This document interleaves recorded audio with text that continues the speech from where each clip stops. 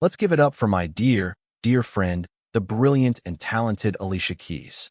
Alicia Keys was once the golden girl of R&B, a powerhouse vocalist, a classically trained pianist, and an artist who stood for love, empowerment, and authenticity. But somewhere along the way, everything changed. Her career, once unstoppable, took a sharp turn, and the public slowly turned away. Was it a series of personal choices, industry shifts, or something more? "I am juggling my family and making sure that we have the proper time together," she once said, hinting at the complexities of balancing life and fame. The story is deeper than you think. Join us as we uncover why no one talks about Alicia Keys anymore. But before we reveal why Alicia Keys seems to have faded from the spotlight, let's go back to the very beginning. Alicia Agello Cook was born on January 25, 1981, in the heart of New York City, in a neighborhood that was both vibrant and challenging, Hell's Kitchen. From the very beginning, Alicia's life was shaped by two contrasting forces: the struggles of the streets and the unwavering support of her mother. She was the only child of Teresa Agello, a determined and hardworking paralegal who also pursued acting on the side, and Craig Cook, a flight attendant who was largely absent from her life. While some might say growing up without a father could have held her back, Alicia saw it differently. Instead of dwelling on what she didn't have, she focused on what she did, an incredible mother who worked tirelessly to provide for her. Her mother's influence shaped her deeply. Living in a small one-bedroom apartment, Alicia watched as Teresa juggled multiple jobs to make ends meet. This wasn't just about survival. It was about resilience, self-reliance, and the kind of strength that would later define Alicia as both a woman and an artist. She saw everything: struggles, sacrifices, and the sheer determination it took to keep going. And as tough as it was, Alicia never let her circumstances define her. Instead, they fueled her ambition. From an early age, Alicia had a natural pull toward music. She grew up surrounded by the soulful sounds of jazz legends like Billie Holiday, drawing inspiration from their passion and pain. Here's a polished paragraph combining all your lines. Alicia grew up surrounded by the soulful sounds of Billie Holiday, Thelonious Monk, and Ella Fitzgerald playing on lazy Sunday mornings. But it wasn't just about listening. Alicia wanted to create. By the age of 6, she discovered her love for the piano. There was something about its sound, its feel, and the endless possibilities it held that captivated her. She started classical piano lessons at 7 and practiced tirelessly, sometimes for up to 6 hours a day. By 12, she had already written her first song. Alicia's talent was undeniable, but what truly set her apart was her discipline. She wasn't just playing music, she was mastering it. Studying classical composers like Beethoven, Mozart, and Chopin gave her an edge that distinguished her from others. She wasn't just another girl who could sing. She was a musician, a composer, and a storyteller. This foundation would later become the key to her authenticity in an industry that often prioritizes image over substance.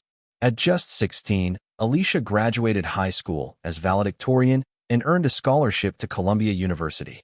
But balancing college with a music career proved impossible. While her peers were figuring out their paths, Alicia already knew hers. She made a bold decision. She dropped out after a month to pursue music full-time. It was a risk, but Alicia never looked back.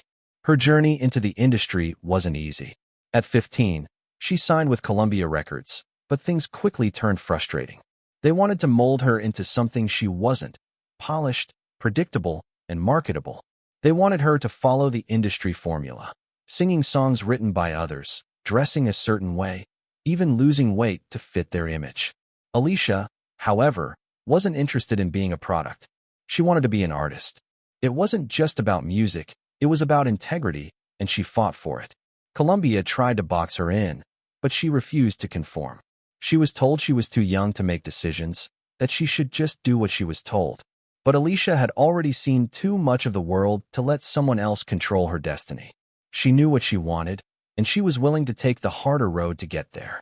The industry can be a dangerous place, especially for young women. Alicia encountered producers who tried to take advantage of her, executives who dismissed her ideas, and people who wanted to shape her into something she wasn't. Here's a polished paragraph combining all your lines.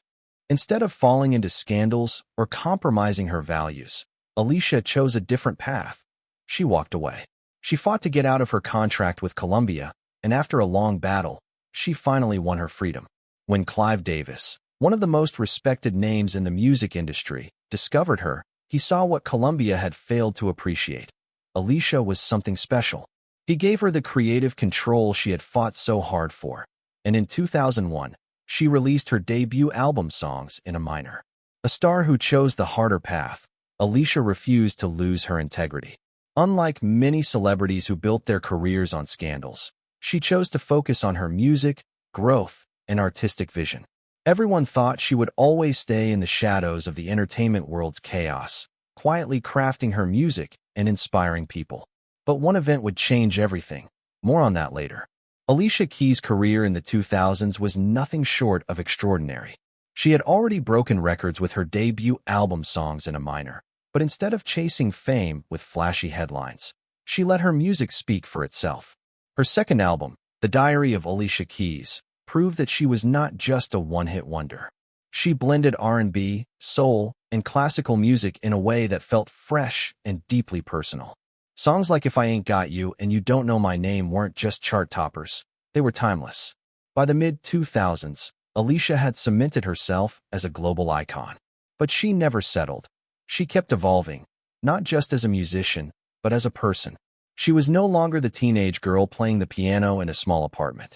She was now a woman with a strong voice, a vision, and a growing legacy. Her third album, As I Am, showcased a bolder Alicia. Songs like No One and Like You'll Never See Me Again revealed a more emotional and passionate side of her music. The world loved it. The album debuted at #1, and Alicia continued to dominate the charts. It seemed like she had unlocked a formula. Make music that is real, music that touches the soul. But Alicia was never interested in formulas. She was interested in growth.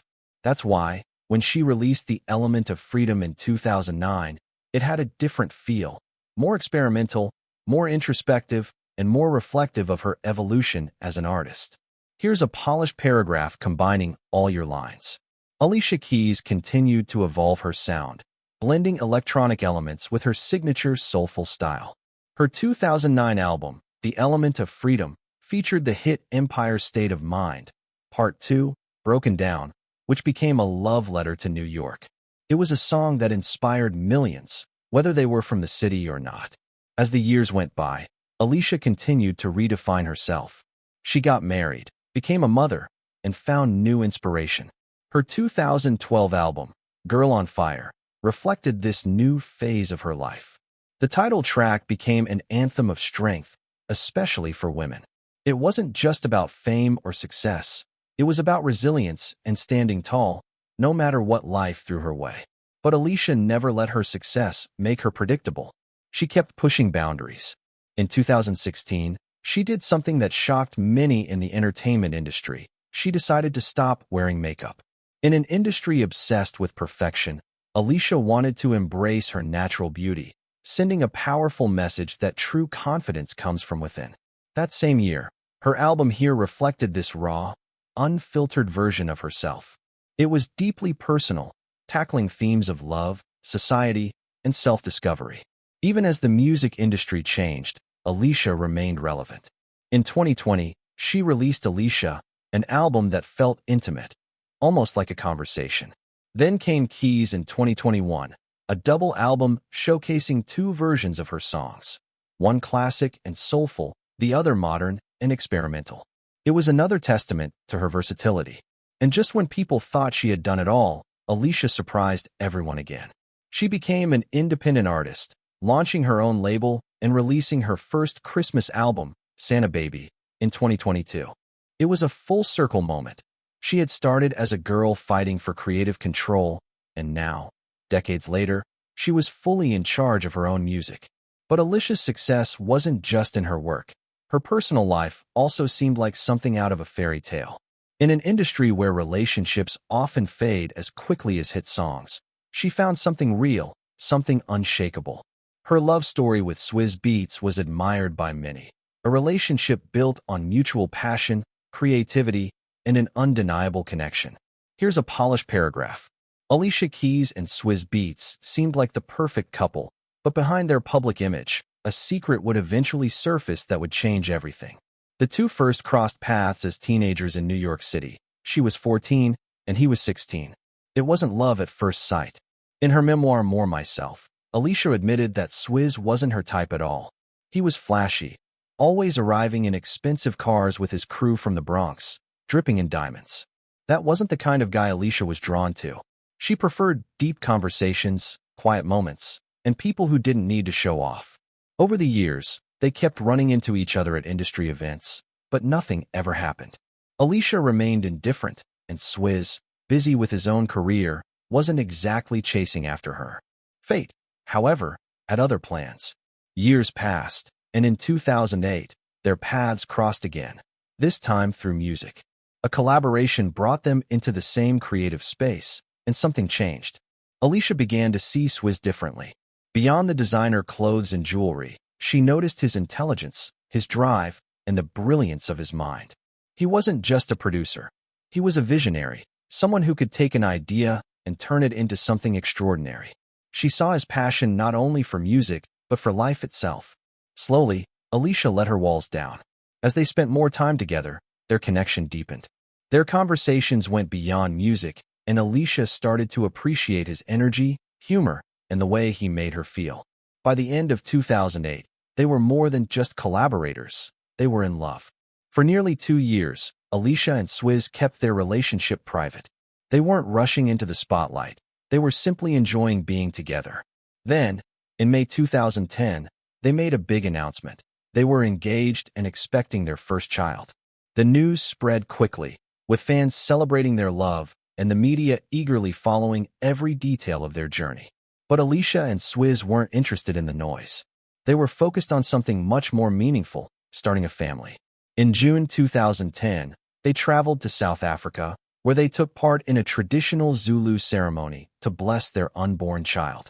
Here's a polished paragraph. The ritual performed under a sacred fig tree was symbolic of healing and strength.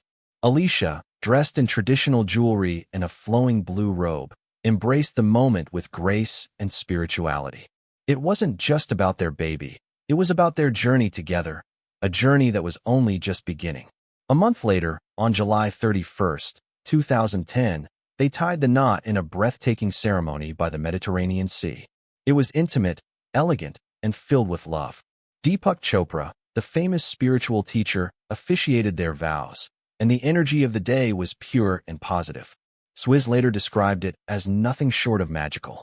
In October of that same year, their son Egypt Dawden was born. Parenthood changed everything for Alicia.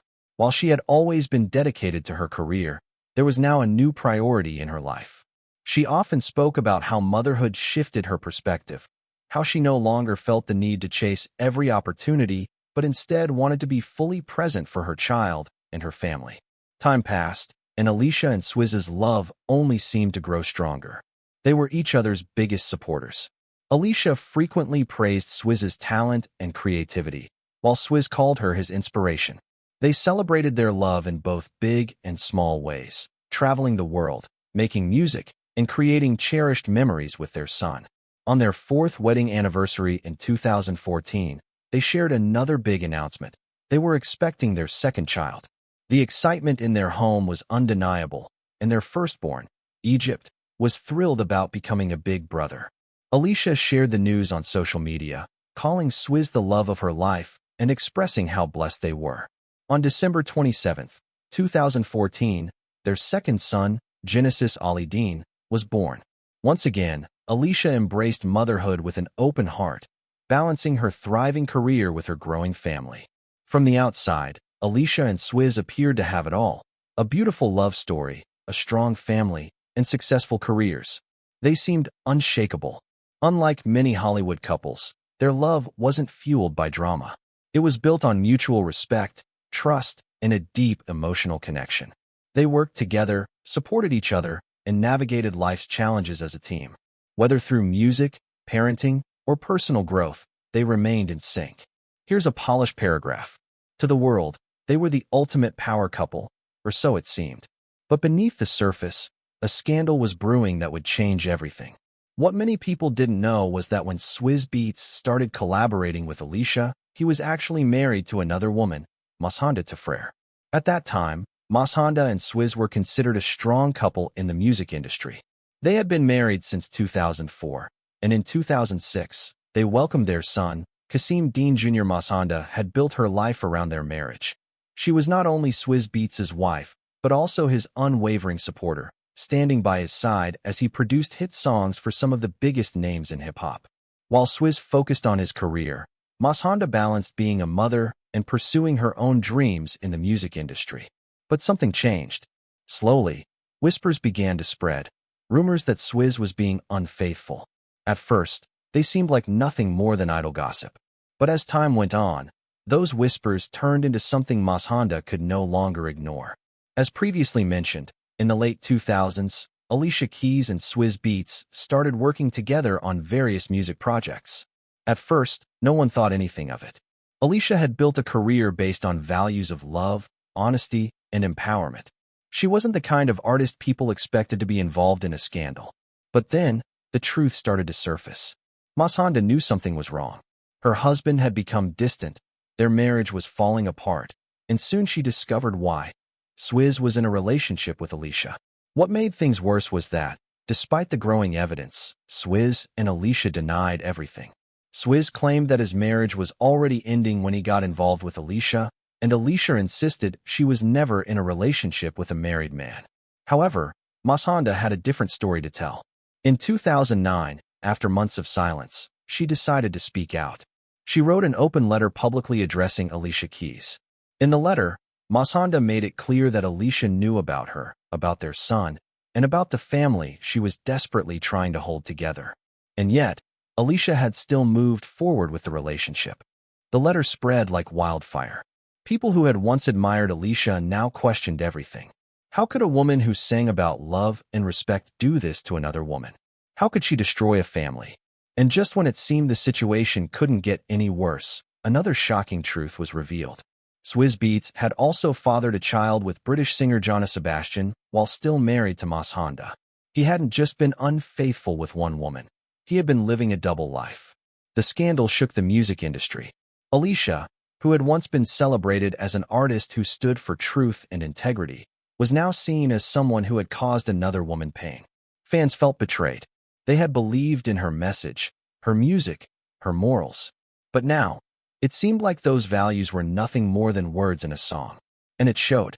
Her album sales, which had once reached 10 million copies, plummeted. By 2016, her album barely sold 100,000 copies. The public no longer trusted her.